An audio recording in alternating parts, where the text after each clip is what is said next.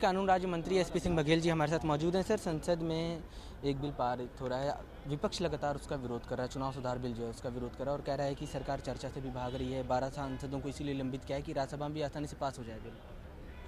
पिछली अ, संसद सत्र के दौरान राज्यसभा में विपक्ष के जिन सांसदों ने नियमों की अवहेलना की, हिंसा की, मार्शल के साथ बदतमीजी की, कांच तोड़ा, कागज़ फाड़ा, चेयर पर हाथ रखा, सभापति जी की तरफ भी आप देख रहे हो अग्रेसिव आए, कुछ मंत्रियों की तरफ बहुत आक्रामक उनका रुख रहा और टेबल पर चढ़े हैं। वो जो राज्यसभा के संचालन की नियमावली है उसके उल्लंघन पर जब तमाम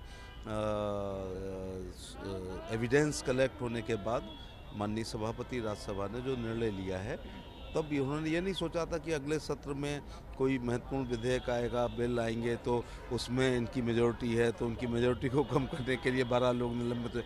वो अपनी आत्मा से पूछें राहुल गांधी और उनकी टीम कि अगर उन्होंने पिछले सत्र के दौरान और विपक्ष ने, अन्य पार्टियों ने ऐसे घटनाएं नहीं की होती तो क्या निलंबन होता। सर, राहुल गांधी समेत विपक्ष के नेता जो आज 12:30 बजे संसद से विजय चौक तक मार्च कर रहे हैं, गृह राज्य मंत्री अजय मिश्रा की बर्खास्तगी की मांग कर रहे हैं, लगातार सवाल उठा रहा है, गतिरोध भी जारी है संसद में। मामला सब जुडिस है, माननीय सुप्रीम कोर्ट की निगरानी में एसआईटी जांच कर रही है, तफ्तीश जारी है, इसलिए इस पर कुछ भी कहना और उनका इस प्रकार का विरोध करना बेबुनियाद है। सर, कल शिवपाल यादव ने कहा कि 2022 के चुनाव में अखिलेश यादव के साथ चुनाव लड़ेंगे। आज इटावा और एटा में उनकी राज्य निकल रही है, उसमें शिवपाल यादव भी शामिल होंगे।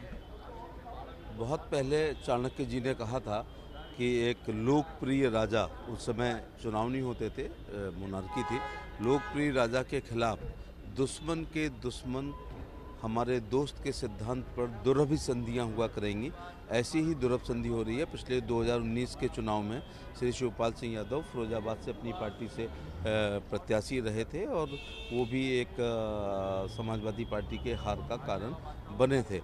इस दौरान उन्होंने देख लिया कि कहीं कुछ हो नहीं रहा है, तो ये अस्तित्व बचाने के लिए, अपना अस्तित्व बचाने के लिए बेमेल गठबंधन हो रहे हैं। जो एक दूसरे को गालियां दिया करते थे, आप याद करो 2017 के आसपास की घटनाएं याद करिएगा, किस प्रकार से नेताजी को पार्टी के अध्यक्ष पद से हटाया गया और ये एक फैमिली वॉर चला है।